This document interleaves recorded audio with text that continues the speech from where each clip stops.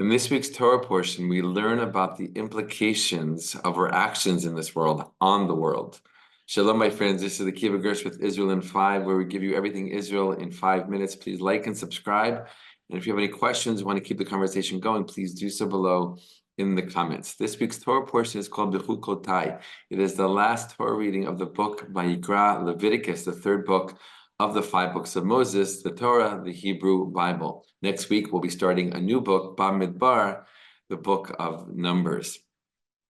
And in this last Torah reading of this third book of the Torah, Leviticus, right away we learn the passage that says, if you follow in my footsteps, basically, if you do what I tell you to do, God is speaking, if you follow my rules, there'll be rain in its time, the fields will give of its produce, and the fruits will give of its fruits.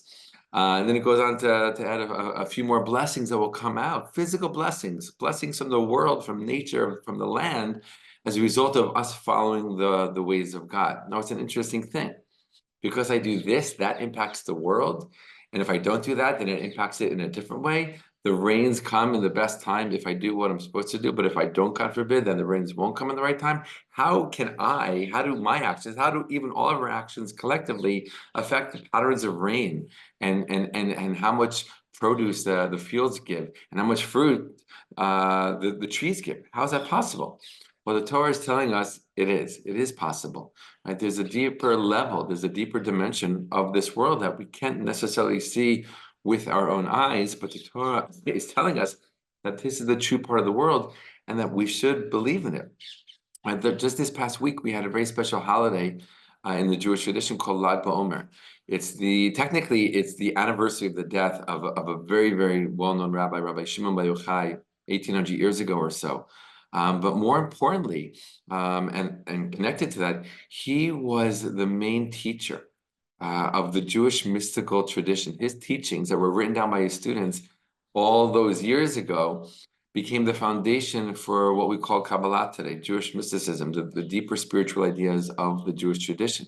And one of the main ideas of Kabbalah and the Jewish mystical tradition is that, what we see is not all that we get, that there are deeper levels, that there are deeper understandings. Not everything is on the surface level. Yes, we see the world in a certain kind of way, but we don't see everything.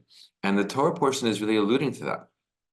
That, we might not be able to, scientifically gauge how my actions are impacting rain and weather patterns, and agricultural, output. But the Torah is saying there is a connection. There's a direct connection, right? And it's not to make us feel, blamed or guilty if we do something wrong and, oh no, I brought something bad to the world. Because Judaism also includes this incredible process called tshuva, of repentance, of being honest with ourselves and recognizing, either hopefully, ideally right away, if not, after some time, that we did something wrong. And God is very patient, right? We learn in the Jewish tradition that God is very, very patient and allows us that time and that space to become self-aware and to make those, first of all, to recognize what we did wrong and to make amends for what we did wrong.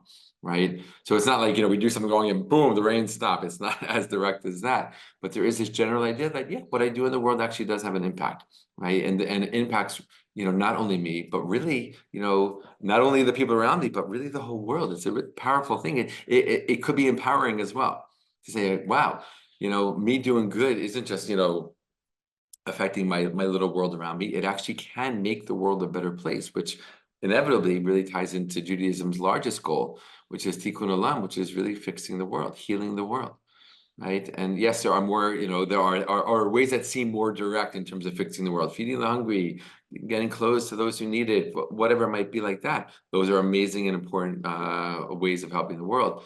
But even being a good person in our everyday life, in our own little sphere, and following the laws and the values of this beautiful ancient tradition can also have a great and positive impact on the world, and yes, bring healing into the world. So we learned that in this week's Torah portion, the last Torah reading of the Book of Leviticus, Bechukotai, that when we do, what we're supposed to do, when we do, when we follow the good path, so to speak, we can really bring a lot of goodness, not only to us, not only to those around us, not only to our community, but yes, also to the entire world.